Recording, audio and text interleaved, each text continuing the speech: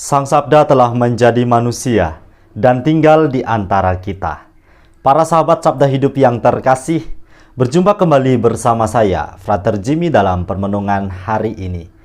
Pada hari ini bersama Gereja Semesta, kita merayakan Pesta Santo Lukas. Permenungan kita akan diambil dari Injil Lukas bab 10 ayat 1 sampai 9.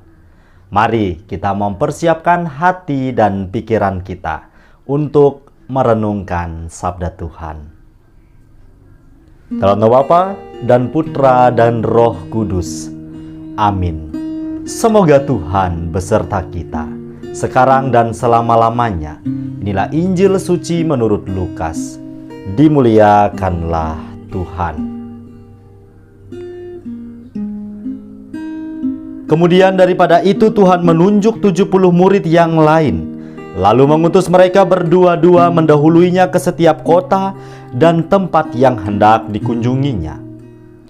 Katanya kepada mereka, "Tuaian memang banyak, tetapi pekerja sedikit.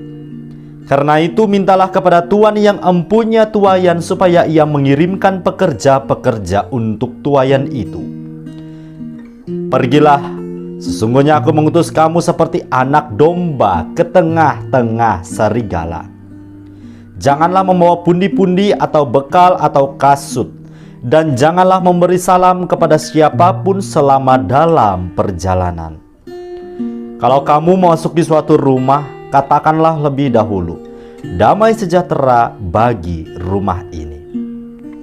Dan jikalau di situ ada orang yang layak menerima damai sejahtera, maka salammu itu akan tinggal atasnya. Tetapi jika tidak, salammu itu kembali kepadamu. Tinggallah dalam rumah itu, makan dan minumlah apa yang diberikan orang kepadamu. Sebab seorang pekerja patut mendapat upahnya.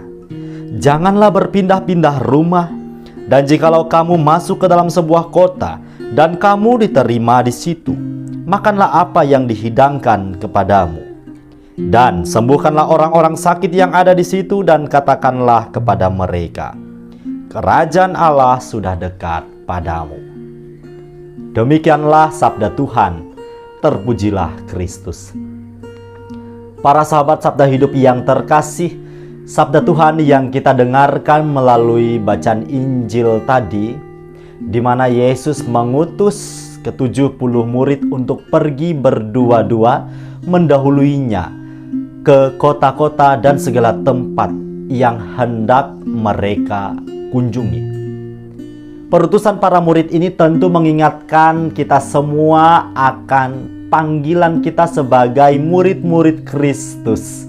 Kita juga dipanggil untuk mengerjakan hal yang sama, yaitu diutus mewartakan damai sejahtera, kabar sukacita, karya keselamatan Tuhan Allah.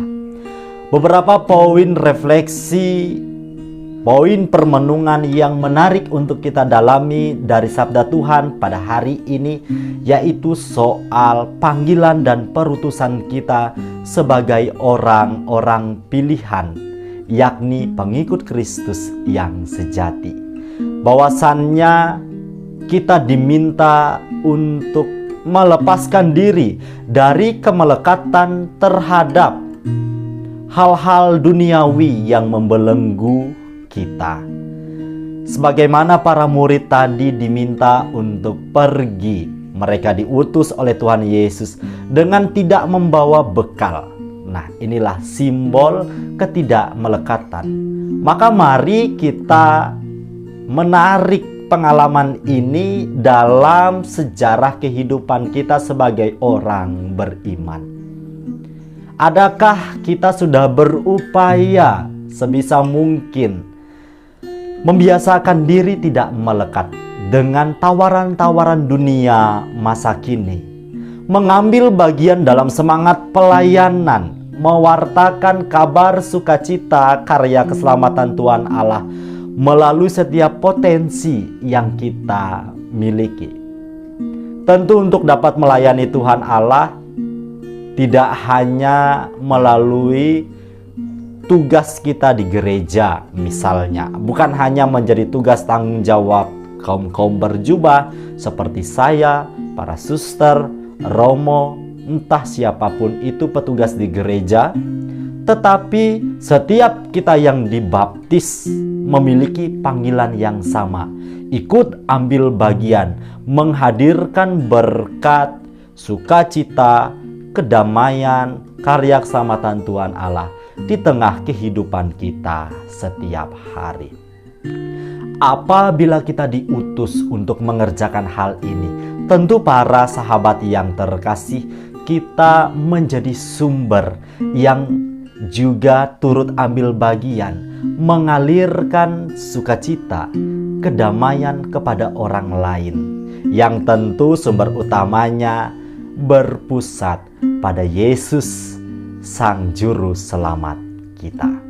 Maka para sahabat yang terkasih, adakah kita sudah berjuang untuk tidak melekat dengan hal-hal duniawi yang begitu menggiurkan, tawaran-tawaran dunia yang meninabobokan kita, tawaran dunia yang semakin membelenggu kita, membuat kita menjadi tidak berdaya dan pelan-pelan akan menggerogoti kita kalau kita tidak hati-hati. Kita menjadi lupa akan tujuan peziaran hidup kita untuk sampai kepada Dia yang kita imani. Adakah kita sudah bijak menggunakan sarana yang telah Tuhan Allah sediakan ini sebagai cara bagi kita mewartakan keagungannya, atau kita masih menimbun kesenangan duniawi semata?